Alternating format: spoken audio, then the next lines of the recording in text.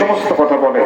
মৃত্যুর পর আরেকটা জীবন আছে, জিন্দা হওয়া লাগবে, আবার মানুষের নাকি হাসর নাসর হবে, কি সব বেহেশত দোজখ, এগুলো আবার কোথা থেকে আবিষ্কার করলো?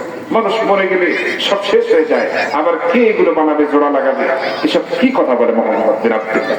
সুযোগ একটা পেয়েছি ওকে শায়েস্তা করা,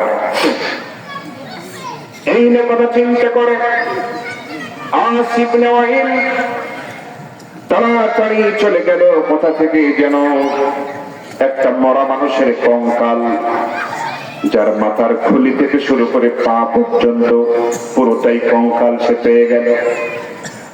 আনাস ইবনে ওয়াইল সে চিন্তা করল, এই কঙ্কালটার মাধ্যমে মুহাম্মদ বিন আব্দুল্লাহকে আমি অপমান করব, তার সামনে দাঁড়াবো এবং তাকে এমন অপদস্থ করবো যার জবাব সে দিতে পারবে না। অপেক্ষা করতে থাকি।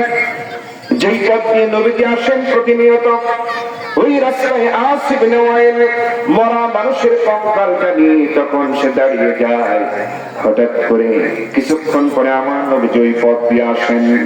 আসা মাত্রই যখন সামনাসামনি হয়ে যায়, আনাস ইবনে ওয়াইল এই পুরো একটা মরা মানুষের কঙ্কাল নিয়ে নবীজির সামনে হঠাৎ করে দাঁড়িয়ে যায়। নবীজি দেখলেন আনাস ইবনে ওয়াইল দাঁড়ানো, হাতে তার মানুষের কঙ্কাল। আনাস ইবনে ওয়াইল বলতেছে, মুহাম্মদ বিন আব্দুল্লাহ রে, আমার হাতে এটা কি তুমি দেখতে পাচ্ছ নাকি? নবীজি বলেন, হ্যাঁ নেতা, কুরাইশ বংশের সম্ভ্রান্ত মানুষ আপনি, আপনার হাতে এটা তো মরা মানুষের একটা কঙ্কাল, খুলিও আছে, দেহ আছে, পা সবই আছে, শুধু দেহে গোশত নেই, কিচ্ছু নেই, হাড় গুলো কঙ্কাল দেখতে পাচ্ছি।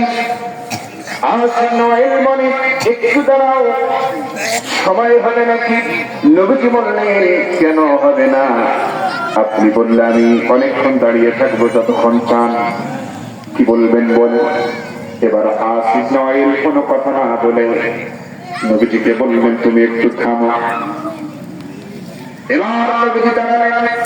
আনাস ইবনে ওয়াইল বড় একটা পাথর আনলেন, সেই পাথরের উপর এই মরা মানুষের কঙ্কালটা শোয়া দিলেন। শোয়া দিয়ে আর একটা পাথর দিয়ে দুই হাতের সজোরে আঘাত করা শুরু করে দিল। এবার নবীজির সামনে আনাস ইবনে ওয়াইল এই কঙ্কালটাকে পাথরের আঘাত করে করে একেবারে পিষে ফেলা শুরু করলো, গুঁড়া করা শুরু করে ফেললো।